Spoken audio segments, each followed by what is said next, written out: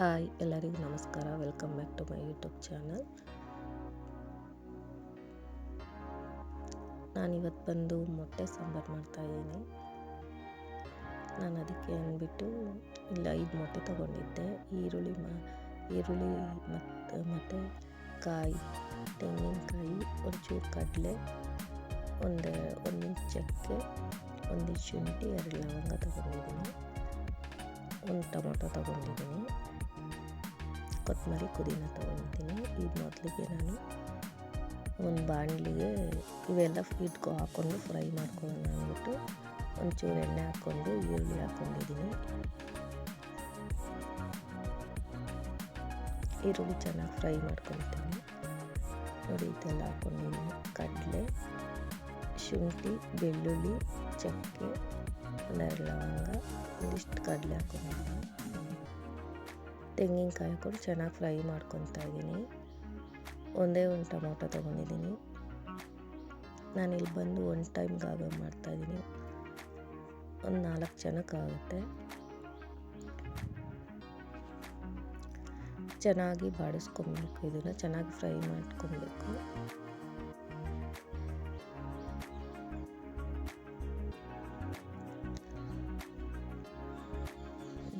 ಒಂದು ಸ್ಪೂನ್ ಖಾರ ಪುಡಿ ಹಾಕ್ಕೊಂಡಿದ್ದೀನಿ.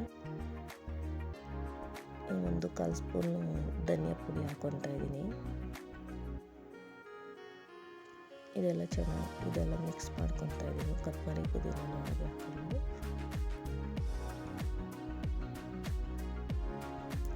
ಅದೆಲ್ಲ ತಣ್ಣಗಾದ್ಮೇಲೆ ರುಬ್ಬಿ ಎತ್ತಿಟ್ಕೊಂಡಿದ್ದೀನಿ. ಇವಾಗ ಅದನ್ನು ಒಗ್ಗರಣೆ ಮಾಡ್ಕೊತೀನಿ. ರುಬ್ಬಿರೋದನ್ನೆಲ್ಲ ಈಗ ಒಂದು ಬಾಣಲಿಗೆ ಎಣ್ಣೆ ಹಾಕ್ಕೊಂಡು, ಒಂದು ಸ್ಪೂನ್ ಎಣ್ಣೆ ಹಾಕ್ಕೊಂಡು ಈರುಳ್ಳಿ ಹಾಕ್ಕೊಂಡು ಫ್ರೈ ಮಾಡಿಕೊಂಡು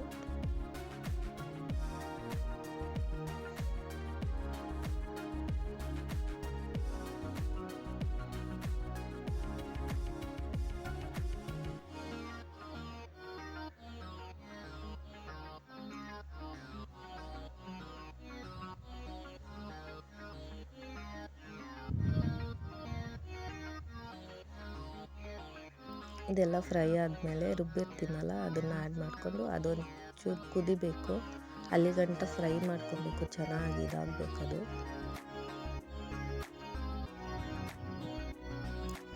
ಆ ರುಬ್ಬಿರೋ ಮಸಾಲೆ ಎಲ್ಲ ಚೆನ್ನಾಗಿ ಬಿಟ್ಕೊಬೇಕು. ಚೆನ್ನಾಗಿ ಅದು ಕುದಿಸ್ಕೊಂಡ್ರೆ ಚೆನ್ನಾಗಿರುತ್ತೆ.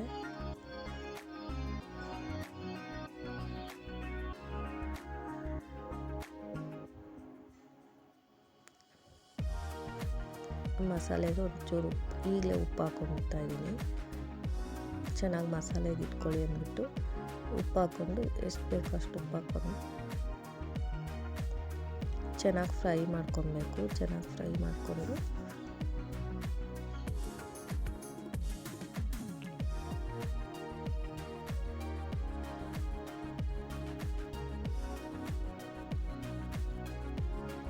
ಅದು ಒಬ್ಬೊಬ್ಬರು ನಾನ್ ವೆಜ್ ಎಲ್ಲ ಅಡುಗೆ ಮನೇಲಿ ಮಾಡಲ್ವಲ್ಲ. ನಾನು ಅದಕ್ಕೆ ಇಲ್ಲಿ ಹೊರಗಡೆ ಎಲೆಕ್ಟ್ರಿಕ್ ಸ್ಟವ್ ಇದೆ, ಅದರಲ್ಲಿ ಮಾಡ್ಕೊತಾ ಇದ್ದೀನಿ. ಅಲ್ಲೆಲ್ಲ ಒಗ್ಗರಣೆ ಮಾಡ್ಕೊಂಡೆಲ್ಲ ಆದಮೇಲೆ ರುಬ್ಕೊಂಡು ಇಲ್ಲಿಗೆ ತಂದು ನಾನು ಇಲ್ಲಿ ಮಾಡ್ಕೊತಾ ಇದ್ದೀನಿ ಅಷ್ಟೇ.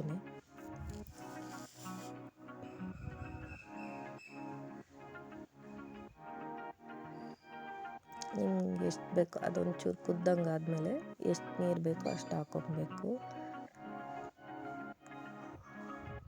ಇಲ್ಲಿ ಒನ್ ಟೈಮ್ ಆಗುವಾಗ ಮಾಡ್ಕೊತಾ ಇದ್ದೀನಿ. ನಿಮ್ಗೆ ಇನ್ನು ಸ್ವಲ್ಪ ಜನ ಜಾಸ್ತಿ ಇದ್ದಾರೆ ಅಂದರೆ ನೀವು ಇನ್ನೂ ಸ್ವಲ್ಪ ಅದು ಕ್ವಾಂಟಿಟಿ ಟೊಮೊಟೊ, ಈರುಳ್ಳಿ ಎಲ್ಲ ಒಂದೊಂದು ಎಕ್ಸ್ಟ್ರಾ ತೊಗೊಂಡ್ರೆ ಅದು ಮಸಾಲೆ ರುಬ್ಬಕ್ಕೆ ಜಾಸ್ತಿ ಮಾಡಿಕೊಂಡ್ರೆ ಆ್ಯಡ್ ಮಾಡ್ಕೊಬೋದು. ನೀರು ಆ್ಯಡ್ ಮಾಡಿಕೊಂಡು ಸ್ವಲ್ಪ ಗಟ್ಟಿ ಬರುತ್ತೆ.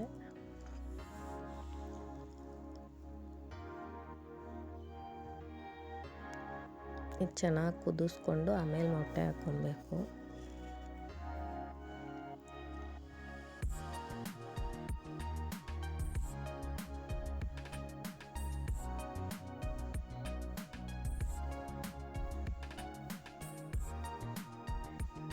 ಮೊಟ್ಟೆ ಸಾಂಬಾರು ಬೇಕಾದ್ರೆ ಚಪಾತಿಗೆ ಇದಕ್ಕೆಲ್ಲ ಚೆನ್ನಾಗಿರುತ್ತೆ. ಸ್ವಲ್ಪ ಗಟ್ಟಿಗೆ ಮಾಡಿಕೊಂಡ್ರೆ ಚಪಾತಿಗೆಲ್ಲ ಹಾಕ್ಕೊಬೋದು.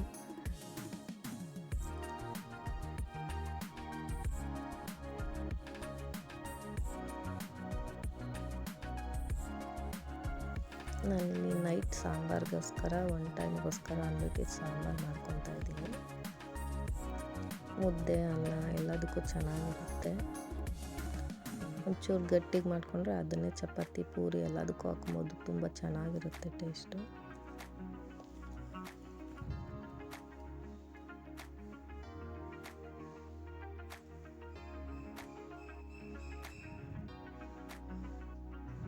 ನೀರು ಎಷ್ಟು ಬೇಕೋ ಹಾಕ್ಕೊಂಡು ಉಪ್ಪು ಎಷ್ಟು ಬೇಕೋ ಅಷ್ಟು ಹಾಕ್ಕೊಂಡು ಈಗ ಚೆನ್ನಾಗಿ ಕುದಿಯೋಕ್ಕೆ ಬಿಡ್ತಿದ್ದೀನಿ ನಾನು.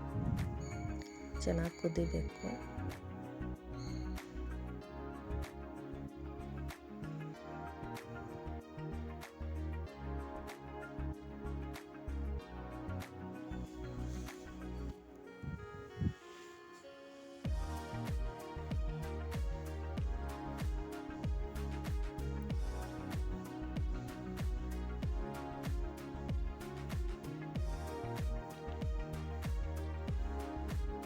ನೋಡಿ ಕುದೀತಿದೆ.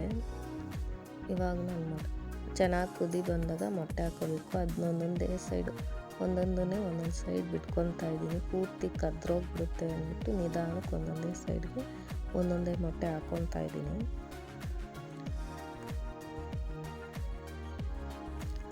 ಸಾಂಬಾರು ಚೆನ್ನಾಗಿ ಕುದ್ದ ಮೇಲೆ ಹಾಕ್ಕೊಬೇಕು ಮೊಟ್ಟೆನ.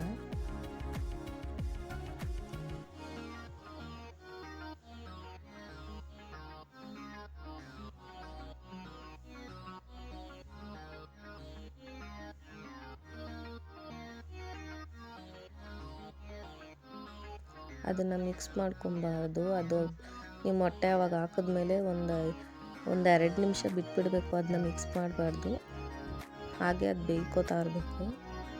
ಇಲ್ಲಾಂದರೆ ಪೂರ್ತಿ ಕದ್ರೋಗ್ಬಿಡುತ್ತೆ. ಅದು ಪೂರ್ತಿ ಎಲ್ಲ ಮೊಟ್ಟೆ ಎಲ್ಲ ಇದಾಗ್ಬಿಡುತ್ತೆ. ಅದು ಒಂದೊಂದೇ ಕಡೆ ಬಿಟ್ಟಿರ್ತೀವಲ್ಲ ಅದನ್ನ ಹಾಗೆ ಬಿಟ್ಟು ಚೆನ್ನಾಗಿ ಕುದಿಯೋಕ್ಕೆ ಬಿಟ್ಟು ಅದು ಬೇಯ್ಕೊಳಕ್ಕೆ ಬಿಡಬೇಕು. ಅದೇ ಸಪ್ರೇಟಾಗಿ ಆಗುತ್ತೆ. ಅಲ್ಲಿ ಗಂಟಲು ಕುದಿಸ್ಕೊಬೇಕು. ಚೆನ್ನಾಗಿ ಬೇಯಿಸ್ಕೊಂಡಾದ್ಮೇಲೆ ಒಂದು ಸಲ ಮಿಕ್ಸ್ ಮಾಡ್ಕೊಬೋದು ಬೇಕಾದರೆ.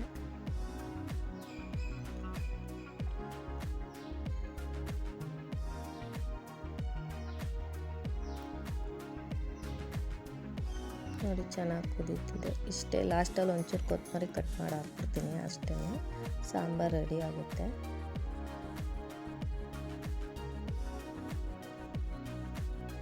ಕುದೀತಿದೆ. ಪ್ಲೀಸ್ ಈ ವಿಡಿಯೋ ಇಷ್ಟ ಆಯಿತು ಅಂದರೆ ಪ್ಲೀಸ್ ಲೈಕ್ ಮಾಡಿ, ಸಬ್ಸ್ಕ್ರೈಬ್ ಮಾಡ್ಕೊಂಡು ನೋಡಿ. ವಿಡಿಯೋ ನೋಡ್ತೀರಾ, ಸಬ್ಸ್ಕ್ರೈಬ್ ಮಾಡಲ್ಲ, ಪ್ಲೀಸ್ ಸಬ್ಸ್ಕ್ರೈಬ್ ಮಾಡ್ಕೊಂಡು ನೋಡಿ. Thank you for watching.